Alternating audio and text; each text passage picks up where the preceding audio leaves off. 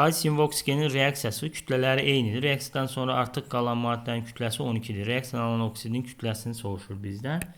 Deməli, mən kalsiumla oksigenin reaksiyasını normal reaksiya şəklində yazacağım. Əmsallaşdıracağım. Verilən şəkildə, yəni baxın, bunun reaksiyaya girən kütləsi 32-dir, burada da 80-dır. Böyük qədər götürsəm, 80 bundan, 80 bundan. Və buradan da alınacaq 112 toplayanda.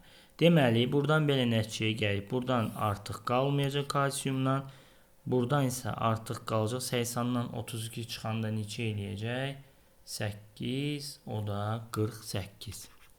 Deməli, 48 qram artıq qalmada 112 qram kalsium oksidi alınırsa, 12-də x-dir.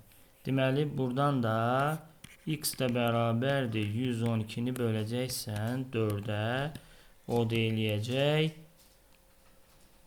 28. Cavabımız olacaq 28.